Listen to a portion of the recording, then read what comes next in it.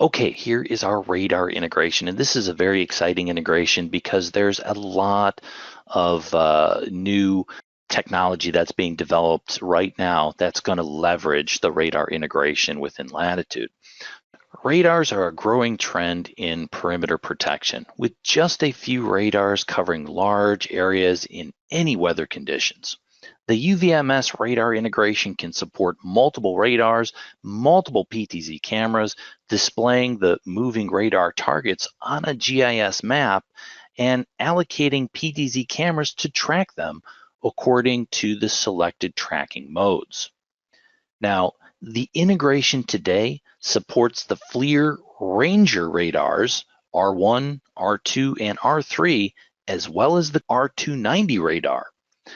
But it can be easily extended to additional FLIR and non-FLIR radars as well as additional sensors that can generate targets. Now, a couple of quick points before we move into the demonstration here. As I mentioned earlier, we do have support for the Rangers R1, R2, R3, and the Alara R290. This is a perpetual license add-on. The part number is listed. This is a Latitude-only integration, so that means that Horizon and Meridian will not support this integration as of today.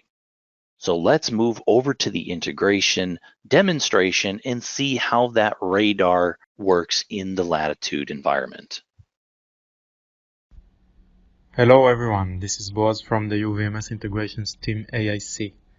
I'm going to demonstrate the Latitude VMS integration with FLIR radars, which we also call detection systems integration. Detection systems because it's a generic integration that can principally receive targets from sources beyond radars, like drone detecting systems, etc. But at the moment it only supports FLIR radars, and in specific the Ranger series R1, R2, and R3, and the new R290 radar. So here you can already see the UVMS Control Center application with a Google map open in satellite view. We can see a radar and the PTZ camera that were added to the map, and we can also see the radar zones and a moving target. Now this is all simulated. There is a radar simulator running in the background injecting targets, but the integration cannot really tell the difference. As far as it is concerned, this is just like a real radar. Let's now switch to Admin Center to see how this is all configured, and then we will go back to Control Center to explain more in detail what we are seeing here and what the UVMS operator can do with it. So after installing the plugin, which is a licensed add-on, we can add a detection system manager to the physical view of Admin Center. Here we already added one, and if I go to its General Configuration tab, let's go over the different settings that the VMS administrator would need to configure here. The radar discovery section is optional and can be used with radars that support the Nexus protocol. These radars can report their existence in the network over a multicast IP address. If you enter that address and click Start, all radars will be added automatically to the Latitude tree. But one can always add a radar manually by right-clicking the Detection Systems Manager node and selecting Add Radar Manually. Here we have already added a radar with the IP and port that it communicates through. Once the radar is connected, the integration automatically pulls its geolocation and populates the retrieved data in the fields here. The next section is for some global settings. The brain of the integration runs within Application Server, so we must have an Application Server up and running, and the system needs to know on what port to communicate with it. Then we have a connectivity check interval to determine the frequency in which the integration will verify connectivity with the radars. But more important is this setting here of the camera walking range. This is the range in meters in which PTZ cameras will be engaged by radar targets. If a target is detected within or is entering the range of a certain PTZ camera, then that camera will auto-track it. This is a way to avoid having all cameras tracking the same targets at the same time and to separate between areas. By default, this is set to -1, which means an infinite range.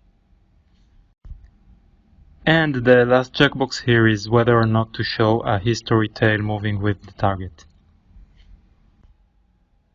Next, we have the supported PTZ tracking modes. You can look at modes as a way to prioritize between targets, determining which target will be tracked when there are multiple targets detected. So one mode is to track the latest acquired target, and again, only if within the configured walking range of the cameras.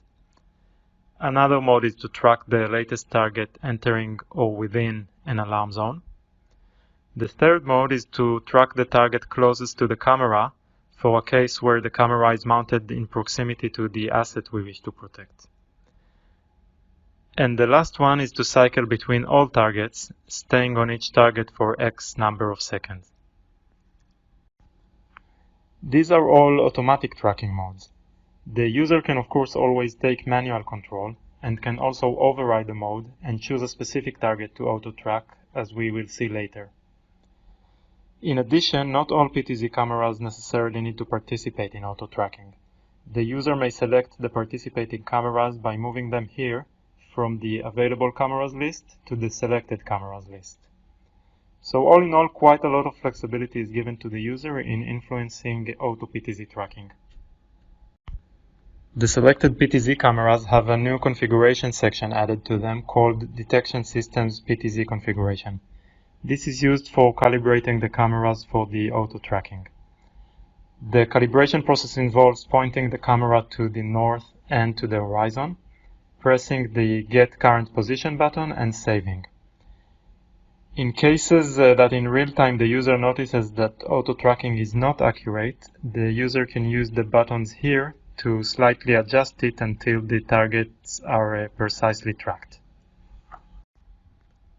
Going back to the Detection Systems Manager, the Alarm and Events panel is a standard control that you will see in many of our integrations.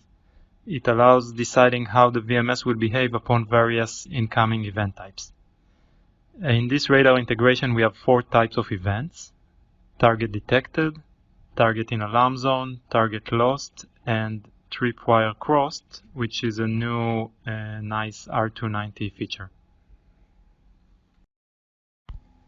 When any of these events occur, the VMS might either dispatch an event, trigger an alarm, do both, event plus alarm, or completely ignore this type of event. If we go to the radar page, Actions tab, we can also see the event types added by the integration here. And like with any other entity type in the system, the user can configure here actions to automatically occur upon the events.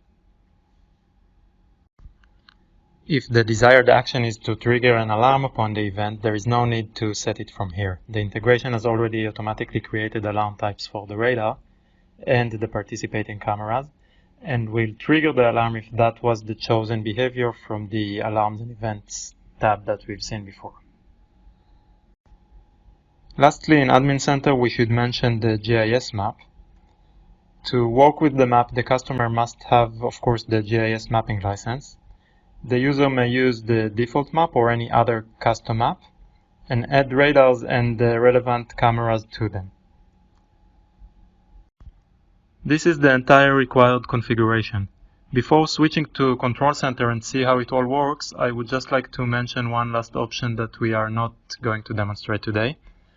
For long distance radars and for cases where the ground is not particularly flat, we can use ground elevation data to guarantee precision PTZ tracking. The user manual explains how to download this ground elevation data and have the auto tracking algorithm use it for accurate target tracking. Switching back to Control Center, we have the GIS map on one tile and another tile armed for alarms. Once we established communication with the radar, the system has pulled the information from it, including its position, field of view, and configured zones. So we can see here an exclusion zone covering this road and an alarm zone close to the asset that we are trying to protect. and a unidirectional tripwire, which, as mentioned, is an R290 feature. All these zones cannot currently be configured from the VMS, at least in this integration version. The user needs to configure them from either from the R290 webpage or from the FSM software in the case of the Ranger series. We can also see that this specific target was classified as a human. This is also reported by the R290 and not something that is determined by the integration.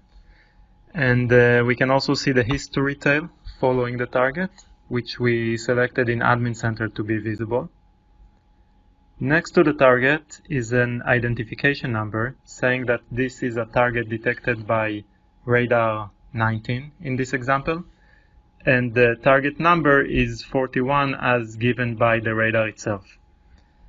The distance of the target from the radar is also mentioned, and we know that it means distance from radar 19 because this is a radar 19 originating target.